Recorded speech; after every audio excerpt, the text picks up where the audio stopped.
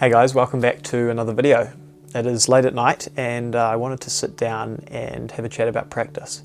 Just kind of spew out some of the thoughts that I've been thinking about recently and also over the last kind of 3 to 4 years, and hopefully give you some ideas around how you can make your practice more structured and more enjoyable. I want to kind of talk to you about 3 things. The first is a way to structure your practice, and the second is a way to enjoy your practice, and the third is a way to approach your practice, and in fact how I approach my own practice. And stick around to the end because I want to kind of walk you through briefly how I turn very difficult moves into very simple actions.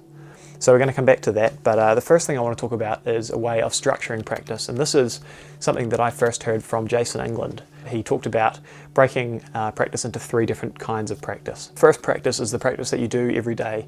This is the practice that you can get the most repetition in, and that is the mindless practice, where you just take a deck of cards and, as we'll see throughout the rest of this video, you're just kind of fiddling. You're just doing whatever your hands are doing. And you have moves that are kind of fidget moves, whether that's, for me, these kind of things are like a top palm. I often practice the pass in this way. It's just a fidget move for me. And this is where you can really get the hours in on the moves. This is where you can turn an idea into muscle memory. And so that is kind of mindless practice. But then there's a step above that, which is mindful practice. And this takes more effort. This takes kind of an hour or 2 of concentrated, mindful approach to your sleight of hand. This is where you really sit down, you analyze your technique. How do you improve what you're doing? Are your fingers in the right positions? Are you doing everything right? This is the same for routines and presentations. It might be fine-tuning the scripting of a routine or working it in. It's a space where you might get to do this every few days if you're lucky, or maybe it's just once or twice a week where you really get an hour or 2 to solidly sit down and cut out distractions and focus on your practice. And the third kind of practice is the type of practice that you get the least amount of time with, and this is a full dress rehearsal. This is where you're in what you're wearing, where you try to make your environment as conducive as possible to what the real performing environment is going to be like, and you kind of hone in the routines that you have been practicing so that they're ready to go. And so I found that kind of way of approaching practice, or way of structuring practice, really helpful in terms of clarifying how I do it. And I hope you get some use from that as well. Full credit to Jason England for that idea. It's helped me out a lot. But it's all very well to structure practice, but really for me, the main way I get motivated to practice is when I make it as enjoyable as possible. So I want to kind of walk through 3 ways that I make my own practice as enjoyable as possible. And the first thing is I try to make the space that I'm practicing as beautiful as possible. And what I mean by that is I'm really into set design. I love videography and cinematography, and I love analysing a beautiful set, whether it's just the lighting or the props or something like that. I love creating and looking at beautiful places and beautiful spaces. And so when I'm practicing, I find I enjoy it far more if I have beautiful lighting and if I have everything set up in a way where everywhere I look it's really nice. And of course that's not always possible. Trust me, I know. I've lived in plenty of rooms that are just not set up well to practice in, and they're not the best environments for these kind of things. But you just have to do your best with what you have. And I recommend, if you really want to go down this rabbit hole, it's probably not worth investing just solely for this. I use these for videos obviously, but I have a couple of LED panel lights, and they are a really nice way to kind of take the mood to another level. I recommend getting 2. I find if you just have 1 color, it doesn't look so nice, but that's just the nerd in me. But yeah, I don't want to go too in depth into that, but one way to really make practice more enjoyable that I've found is to make the place that you're practicing in as beautiful and as enjoyable to practice in as possible. The second thing I've found to make my practice more enjoyable is finding the right time of day to do it in. I'm actually an early bird, but I'm far more productive in the evenings. I'm kind of on both ends of the spectrum. If I get up in the morning, it's not my most productive time. I really enjoy it, but I really love burning the midnight oil and practicing at 12 or 1 a.m. And so for me, that helps me to automatically get into the headspace of deep practice. And I know plenty of people who love doing it in the morning. They'll get up at 5 o'clock in the morning and spend 5 till 6 just practicing. And I totally get that. The dawn practice is a real vibe. So I'd recommend figuring out what time of day works best for you. I've found really for most people that I've spoken to, it's rarely in the middle of the day. It's usually in the morning or the evening. especially if you are not a full-time magician. And the final tip to make your practice as enjoyable as possible is to add without taking away. And what I mean by that is it's easy in a practice session to add so many things into that practice session, whether that's techniques you want to learn or a whole lot of different things to make it as enjoyable as possible, that actually the practice suffers. At the end of the day, remember that you are trying to really get some work done and some practice done. And as much as you want to make it enjoyable, you don't want it to be just watching a TV show. There are certainly time and a place for just putting a TV show and just having idle hands, but I find that you want to kind of find the right limit of things that you can add that make the experience of practicing as fun and enjoyable as possible. But you've got to ride the line where you don't go too far, where suddenly those things aren't taking away. So an example for me, I love to set up in a place, put on my headphones and listen to some really kind of vibey nighttime music. Often that's like lo-fi music, sometimes it's R&B.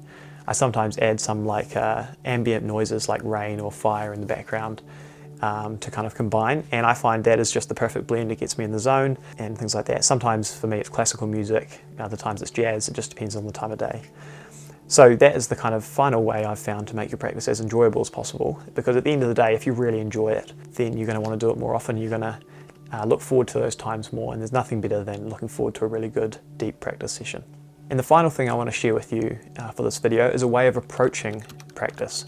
And this is my own personal approach. I haven't really heard of anyone else who approaches practice like this, so I thought I'd share it with you.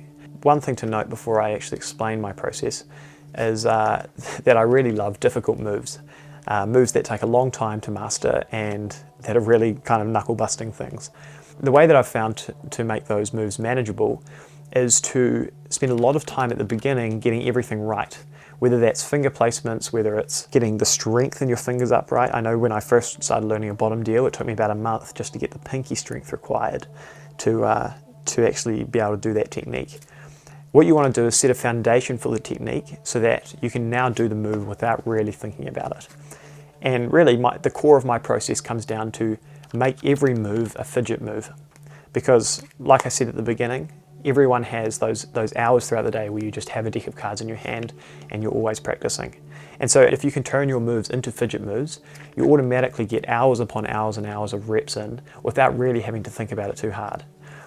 And this is not necessarily an easy thing, but the more you do it, the easier it gets. So one example of this is the classic pass. Like I said before, this is a move that I am always practicing. It's always in my hands. And I think the thing, especially with the classic pass, is that it's not a move you can learn overnight. It's something that you have to let your hands get used to over the years.